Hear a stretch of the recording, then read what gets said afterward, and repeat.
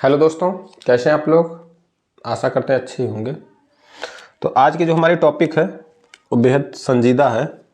संजीदा इसलिए है क्योंकि इस टाइम पे जितने भी लोग वीडियो देख रहे होंगे उसमें नियर अबाउट 80% लोग ऐसे होंगे या उनके फैमिली वाले सहारा में ज़रूर इन्वेस्टमेंट किए होंगे काफ़ी टाइम पहले। अभी तो बंद ही है। तो आजकल एक न्यूज़ ट्रेंड कर रही है कि क्या सहारा का पैसा रिफंड मिलने वाला है, जो पैसा फंसा हुआ है। क्योंकि लोगों ने उम्मीद ही छोड़ दी थी कि सहारा का पैसा रिटर्न होगा। तो जो एक न्यूज़ आई हुई है उसी पे जो है उसी के बारे में थोड़ा चर्चा करेंगे हम, क्या है कैसे है, या पैसा अगर मिलने वाला है तो कैसे मिलेगा। इन सब चीज़ों के बारे में जानकारी हम करेंगे। तो इस जानकारी से पहले हम शुरुआत से देखते हैं कि कंपनी क्यों बंद हुई, कैसे बंद हुई, या फिर आगे अभी का न्यूज़ क्या है उसके बारे में चर्चा करेंगे। तो अब हमको थोड़ा सा पीछे जाना होगा। पीछे हम जाएंगे, कब जाएंगे, 2009 में जाएंगे। क्योंकि ये 2009 वही साल है जहाँ से कंपनी का बुरा दौर शुरू हुआ था। 2009 का समय था। उस टाइम पे सहारा समूह जो है, एक समूह है एक प्रकार का कई कंपनियों का, उस सहारा समूह का एक कंपनी थी जिसका नाम था सहारा प्राइम। क्योंकि अभी तक तो सारी चीज़ें सही चल रही थी। सही इसलिए चल रही थी कि इसका जो इंसेंटिव था एजेंट का, बहुत परफेक्ट इंसेंटिव था, बहुत ज़्यादा इंसेंटिव था।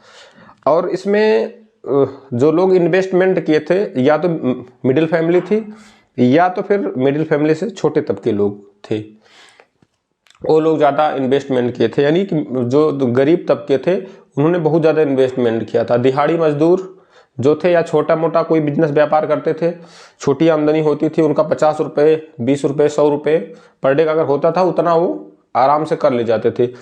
उसका एक सहारा का जो था उसका ग्रो करने का एक बहुत बड़ा एक मेथड ये भी था कि ये जो है आपके अनुकूल अपनी स्कीम जो निकालती थी इतनी अनुकूल थी कि आप जैसे चाहे वैसे इन्वेस्टमेंट कर सकते थे। तो इसी वजह से इसमें इन्वेस्टमेंट बहुत धड़ल्ले से हुआ था। किसी गांव में आप जाएंगे तो 10 में से 8 परिवार ऐसे मिलेंगे जो सहारा में ज़रूर कुछ ना कुछ उनकी रकम होगी। तो इस प्रकार से 2009 का समय आता है। इसी सहारा समूह का एक कंपनी जिसका नाम था सहारा प्राइम सिटी। अभी तो सहारा अच्छी चल रही थी। सहारा ने सोचा क्यों ना हम इन्वेस्टमेंट को और बढ़ाएं किसी तरीके से। तो इसी तरीके में एक होता आईपीओ, यानी कि शेयर मार्केट से पैसा लें। जिन लोगों को पता है उनको कोई दिक्कत नहीं, जिन लोगों को नहीं पता है वो ये जान ले कि शेयर मार्केट आईपीओ का मतलब होता है कि आप शेयर मार्केट में रजिस्टर्ड हो जाएंगे और वहाँ से आप जो है एक जो कंपनी आपकी रहेगी उसमें कोई भी एक हिस्सेदार हो सकता है शेयर खरीद के। एक और जो प्रॉफिट होता है कंपनी का उसको उन्हीं शेयरों में बांट दिया जाता है, वही होता है आईपीओ। तो ये कंपनी आईपीओ के थ्रू पैसा इकट्ठा करना चाह रही थी। तो इसी के तहत इसने क्या किया, एक आवेदन दिया। कहाँ पे? सेबी के पास। क्योंकि सेबी क्या है अभी तो आपके दिमाग में आएगा। सेबी क्या है? सेबी इंडिया की वही संस्था है, security and exchange board of India.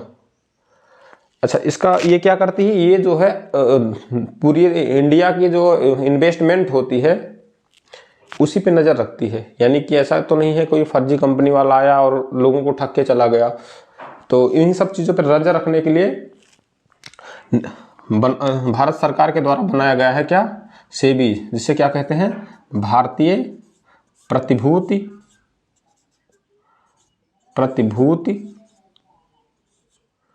एवं विनिमय board.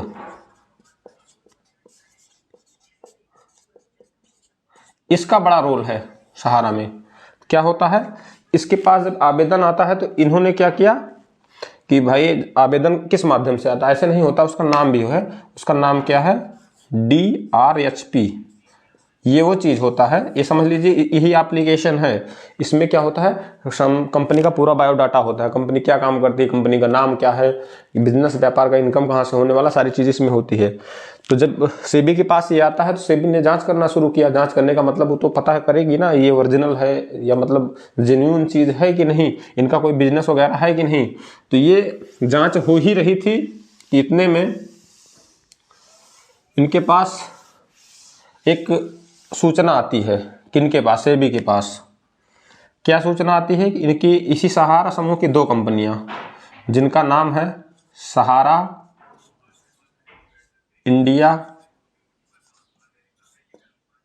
Real Estate Corporation Limited और दूसरी कंपनी थी Sahara Housing Investment Corporation Limited. ये 2 कंपनियां थी। ये कुछ फ्रॉड कर रही थी। किनके थ्रू फ्रॉड कर रही थी? OFCD। ये भी एक माध्यम था पैसा लेने का। किनसे? जनता से। ये दोनों कंपनियां जनता से पैसा लेती थी और ये कहती थी कि हम आपको ब्याज देंगे। क्या करने के लिए पैसा लेती थी? ये पहले तो नहीं पता था इन लोगों के बारे में। सिर्फ इतना न्यूज आया कि ये 2 कंपनियां अवैध तरीके से लोगों से पैसे ले रही हैं और ये बोल रही हैं कि हम आपको ब्याज देंगे। तो क्या किया सेबी ने? पहले जांच करना शुरू किया। अब वही है, क्या इनका आवेदन उसी में लटक गया? इन्होंने कहा पहले इसके बारे में देख लेते हैं। तो मार्केट में जब ये उतरते हैं तो इन्होंने देखा कि ये दोनों कंपनियां वाकई में ऐसा कर रही थी अवैध तरीके से। क्या, किस नाम से? कह रही थी कि हम टाउनशिप बनाएंगे, अलग अलग शहरों में टाउनशिप बनाएंगे। टाउनशिप का मतलब यही हुआ कि कोई प्लॉट खरीदेंगे और उस पर बड़ी बड़ी बिल्डिंगें बनाएंगे और उस बिल्डिंग को बेचेंगे। वो वही मतलब होता है प्लॉट खरीदना, मतलब यानी कि टाउनशिप डेवलप करना बड़ा सा। उसी में सारी चीजें होती है। टाउनशिप में आपका प्लेग्राउंड होगा, स्विमिंग पूल, सारी चीजें होंगी। तो इसी के थ्रू इन्होंने पैसा लिया था, यही बता के। लेकिन अक्सर एक्चुअली क्या हुआ, जब मार्केट में देखा गया तो ना इन्होंने कोई टाउनशिप बनाई, ना तो इनका कोई पैसा जो है निवेशक का वापस किए। यही मूल कारण था इनका फंसने का। सहारा यहीं से टूटना शुरू हो गई क्योंकि इन्होंने पैसा किसी और चीज के लिए लिया था और पैसा कहाँ जा रहा है इनको खुद नहीं पता है। जिन चीज के लिए पैसा लिए उस चीज में इनका पैसा यूज नहीं हो रहा था। बस तुरंत क्या किया उन्होंने, इसमें बैन कर दिया। OFCD पे सेबी ने बैन करने के बाद जब इतना बैन कर दिए, समय तब तक पहुंचा था क्या, दिसंबर 2010। इतना करने के बाद ये जो इसके चेयरमैन है सहारा के, सुब्रत राय जी, इन्होंने क्या किया, हाई कोर्ट इलाहाबाद में इन्होंने केस कर दिया।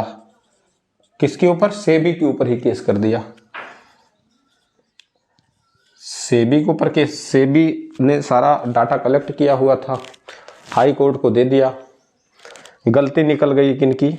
सहारा समूह की। सहारा समूह की गलती निकलने के बाद कंक्लूजन यही आया, कोर्ट ने कहा कि आप जो है पैसा कितना इकट्ठा किया था, लगभग 24,000 करोड़। आप जो है जितने भी निवेशक हैं उनका पैसा आप वापस कीजिए, रिटर्न भी करना है, 15% ब्याज भी देना है। लेकिन इन्होंने दिसंबर में केस किया, 2010 में 4 महीने बाद फैसला आया। हाई कोर्ट ने कहा कि आप गलती निकली सेबी की। इन्होंने कहा जो 24,000 करोड़ है उसमें 15% ब्याज जोड़ के निवेशकों का पैसा वापस कर दीजिए। इतना चल रहा था। तो ये नहीं माने। ये क्या कहे कि नहीं माने हम, ये चले गए सुप्रीम कोर्ट। सुप्रीम कोर्ट जाते हैं, सुप्रीम कोर्ट में भी गलती निकलती है सहारा समूह की। सुप्रीम कोर्ट ने कहा आप पैसे जो है 3 किस्तों में आप जो है सेबी फंड में जमा कीजिए पैसा। तो इन्होंने क्या किया, पहली किस्त जो है सेबी फंड में 5,210 करोड़ रुपए इन्होंने क्या किया, सेबी फंड में जमा कर दिया। फिर उसके बाद ये कहने लगे हमने और बाकी सारा जो पैसा था वो हमने ग्राहक या कस्टमर के या निवेशक के खाते में हमने रिटर्न कर दिया सारे का सारा पैसा। बट ऐसा इन्होंने किया नहीं था। इसी गलती की वजह से फिर इनको हो जाती है जेल, क्योंकि ये हीला हवाली कर रहे थे, झूठ पे झूठ बोले जा रहे थे। 2014 में जाते हैं जेल। अब यही कंपनी इनकी पूरी तरीके से खत्म हो रही है। 2014 में जेल जाते हैं, केस चल रहा है, पैसा लोग जमा भी कर रहे हैं। उसके बाद क्या होता है, 14 में के बाद इनको बेल हो जाती है। 2 साल के बाद, 2 साल रहते हैं जेल में, फिर बेल हो जाती है। बेल होने के बाद पैरोल पे छूटते हैं। पैरोल पे छूटने के बाद अभी तक वो बाहर थी। अच्छा हाँ, पैरोल पे छूटने की भी एक मिथ है। लोगों का मानना है कि जो अभी बता रहे हैं, जैसे जो गवर्नमेंट बता रही है सेबी फंड में 24,000 करोड़ रुपए जमा है। इन कहने का मतलब ये 24,000 करोड़ रुपए हुए कैसे? ये जमा जो किए थे लगभग 2012 में 15,000 करोड़ रुपए ऐसे जमा किए थे, और इन्होंने 2200 करोड़ रुपए जमा किया था पेरोल के लिए। किसके पास? सेबी फंड में, पेरोल के लिए। कुल मिला के कितना हो गया? 17,200 रुपये टोटल हो जाते हैं इनके। 17,200 करोड़ जो जमा थे, 24,000 करोड़ कैसे हुए? 24,000 करोड़ ऐसे हुए, इंटरेस्ट मिला के हुए। अब आप खुद ही सोचिए कि किसान विकास पत्र जो पोस्ट ऑफिस में होता है, या LIC का जो प्लान है, या और भी FD वगैरह करते हैं बैंक, उनका भी जो है वही जाता है। किसी का 9.5 साल है, किसी का 10 साल है, किसी का 10.5 साल है। इसे 10 के आसपास घूमता रहता है इर्द गिर्द, ये मतलब डबल पैसा होने में। तो अब आप खुद सोचिए, उस हिसाब से तो पैसा 24,000 हो ही जाएगा। अब गवर्नमेंट क्या करती है, इसमें से 5,000 करोड़ निकालती है अभी के लिए। तो अभी पे थोड़ा आ जाते हैं आजकल की न्यूज में, जो अभी ट्रेंड पे चल रहा है। अभी क्या होता है, सरकार के पास इस चीज की बार बार लोग चर्चा करते हैं। सरकार के पास RTI या अन्य माध्यमों से ये सूचना पहुंचाई जाती है कि सहारा का पैसा वापस करवाया जाए, सरकार इंटरफेयर करे। अब उसका क्या रीजन है, पॉलिटिकल रीजन है, क्या है, 2024 में चुनाव है, जो भी रहा वो अलग बात है। बट अभी क्या है कि केंद्र सरकार ही माध्यम बनती है। केंद्र सरकार ने सुप्रीम कोर्ट से आग्रह किया कि ये जो 24,000 करोड़ रुपए रखे हुए हैं, इसमें से जो है निवेशकों को दिया जाए। तो सुप्रीम कोर्ट ने भी कहा ठीक है, सेबी को उन्होंने बोला कि ठीक है, आप जो है 5,000 करोड़ रुपए दीजिए। अब 5,000 करोड़ रुपए सेबी ने कहा कि ठीक है, अब आप इसको जो है तैयारी बनाइए, कैसे डिस्ट्रीब्यूट करना है या लोगों में कैसे बांटना है। कुल मिला के 10 करोड़ लोगों में बंटना है ये पैसा। टोटल जो है 9 महीने में इसको कंप्लीट करना है, 9 मंथ में कंप्लीट होना, एकदम पारदर्शी तरीके से इसे पैसा बांटना। 5,000 करोड़ 10 करोड़ लोगों में बांटना है। कितने दिन में? 9 महीने में कंप्लीट हो जाना चाहिए, सख्त आदेश है। तो पैसा तो बट ही जाएगा। दूसरी चीज, जिन लोगों, अब ये देखिए किन लोगों को पैसा मिलेगा, तो जिन्होंने क्रेडिट सोसाइटी से पैसा लिया है, मतलब पैसा दिया है, क्रेडिट सोसाइटी में इन्वेस्ट किया है, उनका तो पैसा इसमें मिलने वाला है।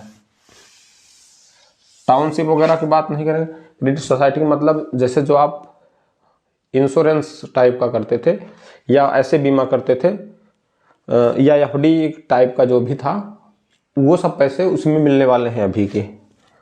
तो अभी जो मिल रहा पैसा, कंफ्यूजन ये होगा कि डॉक्यूमेंट में क्या क्या लग रहा है। डॉक्यूमेंट में अगर देखा जाए तो सबसे पहले आपका एक पहचान प्रूफ होना चाहिए। पहचान प्रूफ में आधार कार्ड तो मैंडेटरी मान के चलिए, एक आधार कार्ड आपका हो गया। दूसरा चीज है आपके पास पैन कार्ड होना जरूरी है। तीसरा, जिस बैंक खाते में पैसा क्रेडिट होना है, एक बैंक खाता जरूरी है आपका।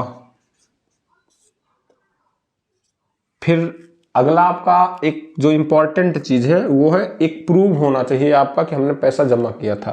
प्रूफ में बॉन्ड हो सकता है आपके पास। देखिए इसमें कंफ्यूजन है, ये चीजें तो आप मैंडेटरी है, ये आपके पास होगा ही, आपको करना ही है 3 चीजें। बट चौथी चीज जो है, ये बॉन्ड अगर आपके पास नहीं है तो आप के जो एजेंट होंगे उनसे आप कांटेक्ट कर सकते हैं, तो वो आपका ये व्यवस्था करा देंगे। जिनके पास बॉन्ड है उनकी कोई प्रॉब्लम है ही नहीं। इतने डॉक्यूमेंट लगने वाले हैं।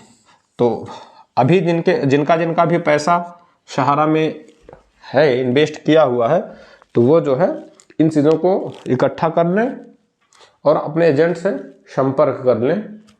जिनके पास एजेंट ना हो वो नियरेस्ट कोई अपने सहारा के कोई ऑफिस हो वहाँ पे चले जाएं। वहाँ पे होता कभी कभी एजेंट जो है, एजेंट का काम ही छोड़ दिए हैं, वो कहीं बाहर चले गए, अब बहुत रीज़न हो सकता है। तो आप जो है इस केस में क्या करेंगे, किसी नज़दीकी आप सहारा के ऑफिस में जाके भी इन चीज़ों को जानकारी दे सकते हैं, इन सब डॉक्यूमेंट को जमा कर सकते हैं। तो इसी के साथ इतनी सी जानकारी थी।